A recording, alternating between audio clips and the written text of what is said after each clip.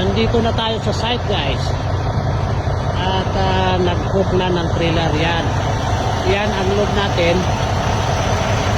Papuntang Massachusetts, USA. At na-hook na natin guys. At na-pre-trip na natin din yung trailer. At papansinin nyo itong dinadaanan ko na yan guys. Yung puti-puti na yan ito. Yan ang sinasabi nilang black ice.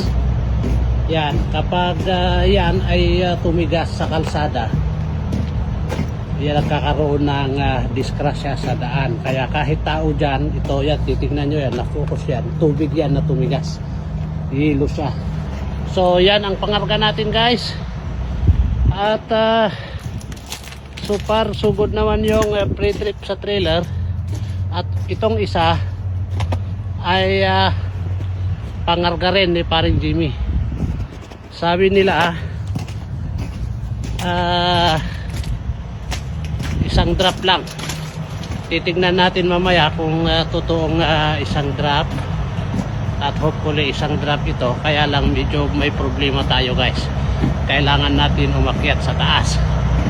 So tignan natin kung paano natin akyatin ito. Kasi very close na naman dito sa traktor. So yan muna.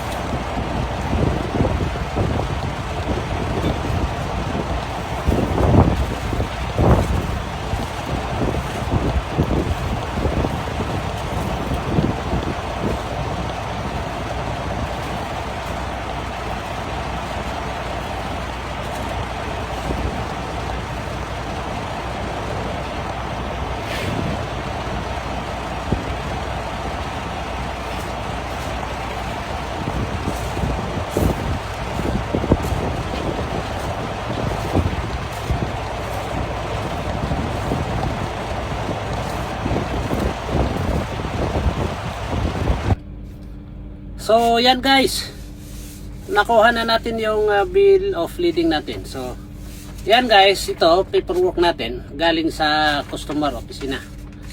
Ang sistema niyan, kapag kahit meron kang bill of lading sa karga mo, kailangan mo pa rin antayin yung paperwork manggagaling sa dispatch mo.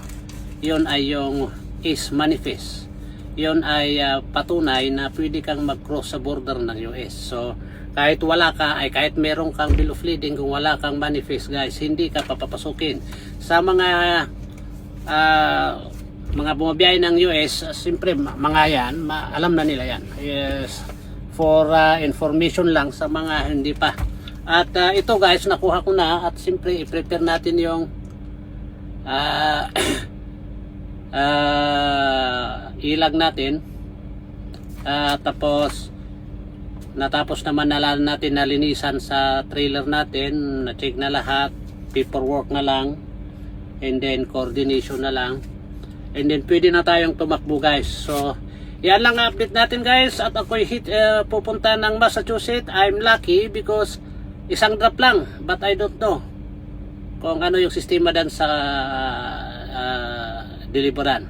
O sa yan muna guys, magandang hapon at naimbang nga malam, naimbang nga sa pakada kayo amin. Boom tarat tarat.